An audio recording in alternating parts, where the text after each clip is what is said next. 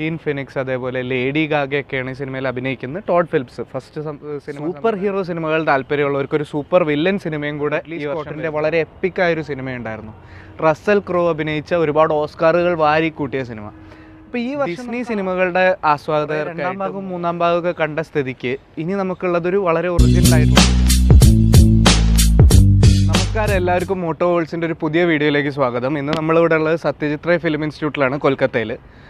ഈ വീഡിയോയിൽ നമ്മൾ സംസാരിക്കാൻ പോകുന്നത് ഇനി ഈ വർഷം വരാനിരിക്കുന്ന ഹോളിവുഡ് സിനിമകളെ പറ്റിയിട്ടാണ്. ഒരുപാട് വലിയ വലിയ ബ്ലോക്ക് ബസ്റ്റേഴ്സ് നമ്മൾ നോക്കിയിരിക്കുന്നുണ്ട്.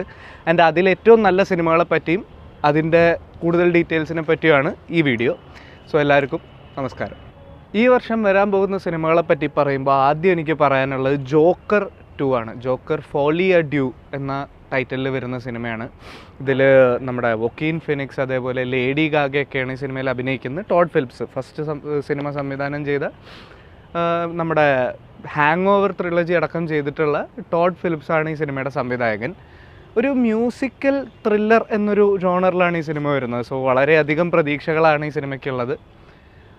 That is the first movie in our list. Super hero സിനിമകൾ താല്പര്യമുള്ളവർക്കൊരു സൂപ്പർ വില്ലൻ സിനിമയും കൂടെ ഈ വർഷം വരുന്നുണ്ട്. വെനത്തിൻ്റെ മൂന്നാം ഭാഗമാണ് വരുന്നത്. ഈ വെനം 1ഉം 2ഉം അത്യാവശ്യം നല്ല രീതിയിൽ കളക്ഷൻ ഉണ്ടാക്കിയ, അത്യാവശ്യം വിജയിച്ച, ആൾക്കാർക്കൊക്കെ ഇഷ്ടപ്പെട്ട പടങ്ങളായിരുന്നു. ആൻഡ് വെനം 3യിൽ ഇവർ പുതിയൊരു വില്ലനെ ഇൻട്രൊഡ്യൂസ് ചെയ്യുന്നുണ്ട്. അതായത് വെനത്തിന് പകരക്കാരനായി വെനത്തിൻ്റെ അവരുടെ സ്പീഷീസിൽ പെട്ടവരുടെ രാജാവായിട്ടുള്ള ഒരാളാണ് നമ്മൾ ഇത്തവണ വില്ലനായി കാണുന്നത്. ടോം ഹാർഡിയാണ് അഭിനയിക്കുന്നത്. സോ അത് ഒരുപാട് പ്രതീക്ഷയുള്ളൊരു പടമാണ്. 2 പതിറ്റാണ്ടിലധികം വർഷങ്ങൾക്ക് മുൻപിറങ്ങിയ ഗ്ലാഡിയേറ്റർ എന്ന റിഡ്ലി സ്കോട്ടിൻ്റെ വളരെ എപ്പിക്കായൊരു സിനിമയുണ്ടായിരുന്നു. റസ്സൽ ക്രോ അഭിനയിച്ച ഒരുപാട് ഓസ്കാറുകൾ വാരിക്കൂട്ടിയ സിനിമ. അപ്പോൾ ഈ വർഷം നമുക്ക് ആ സിനിമയുടെ ഒരു സീക്വൽ, അതിൻ്റെ ഒരു 2ാം ഭാഗം നമുക്ക് കാണാൻ സാധിക്കും. ഇതിൽ റസ്സൽ ക്രോ ഒന്നുമില്ല, പുതിയ 2 ക്യാരക്ടേഴ്സാണ് വരുന്നത്. അതിനകത്ത് പെഡ്രോ പാസ്കലും അതേപോലെ പോൾ മെസ്കൽ എന്നുള്ള. പെഡ്രോ പാസ്കലിനെ നമുക്കറിയാം, ദ ലാസ്റ്റ് ഓഫ് അസ് എന്ന സീരീസ് കണ്ടിട്ടുള്ളവർക്ക് അറിയാം പെഡ്രോ പാസ്കലിനെ. അതുപോലെ ഗെയിം ഓഫ് ത്രോൺസിലും അങ്ങനെ വേറെ പല പരിപാടികളിലും പുള്ളിക്കാരനുണ്ടായിരുന്നു. പിന്നെ പോൾ മെസ്കൽ എനിക്ക് തോന്നുന്നു കുറച്ചും കൂടെ ഒരു ഇൻഡിപെൻഡൻറ്റ് ടൈപ്പ് സിനിമകൾ ചെയ്യുന്ന ഒരു ആക്ടറാണ്. പക്ഷേ this is I think his most main stream film. So Gladiator 2ന് ഞാൻ വളരെയധികം കാത്തിരിക്കുന്നൊരു സിനിമയാണ്. നവംബറിലാണ് സിനിമ റിലീസ് ചെയ്യുന്നത്.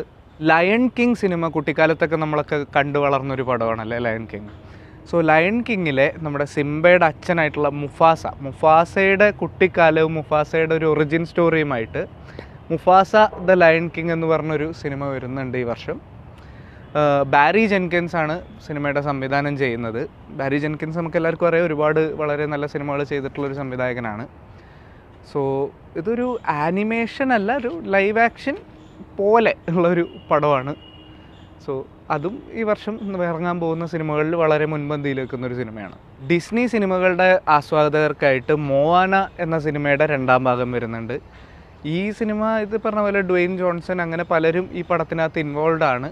ഒരുപാട് 1ാം ഭാഗം തന്നെ ഒരുപാട് ഹിറ്റായതായിരുന്നു. സോ 2ാം ഭാഗത്തിനും അതിൻ്റേതായ പ്രതീക്ഷകളുണ്ട്. അടുത്തതായി കുറേ 2ാം ഭാഗവും 3ാം ഭാഗമൊക്കെ കണ്ട സ്ഥിതിക്ക് ഇനി നമുക്കുള്ളതൊരു വളരെ ഒറിജിനൽ ആയിട്ടുള്ളൊരു സിനിമയാണ്. ഇതൊരു ആനിമേഷൻ സിനിമയാണ്. ദ വൈൽഡ് റോബോട്ട് എന്ന പേരിലൊരു ആനിമേഷൻ പടമാണ്. ഇതിൻ്റെ ട്രെയിലർ ഞാൻ ഈ അടുത്ത് കണ്ടിട്ടുണ്ടായിരുന്നു. അത് വളരെ ഇൻട്രസ്റ്റിംഗ് ആയിരുന്നു സംഗതി.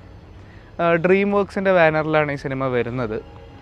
സോ എന്താണ്, എങ്ങനെയായിരിക്കും എന്നുള്ള ഒരു പ്രതീക്ഷയൊന്നും എനിക്ക് പറയാൻ വയ്യ. പക്ഷേ ട്രെയിലർ ലുക്സ് പ്രോമിസിങ്.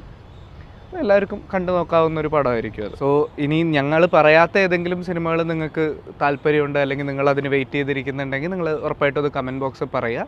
നമ്മൾ ഉറപ്പായിട്ടും ചെക്ക് ചെയ്യുന്നതാണ്. പിന്നെ വീഡിയോ നിങ്ങൾക്ക് ഇഷ്ടമാവുന്നുണ്ടെന്നുണ്ടെങ്കിൽ ഒന്ന് സബ്സ്ക്രൈബ് ചെയ്യുക, ഒന്ന് ലൈക്ക് ചെയ്ത് ഷെയറൊക്കെ ചെയ്ത് ഒന്ന് വിടുക. Okay, thank you.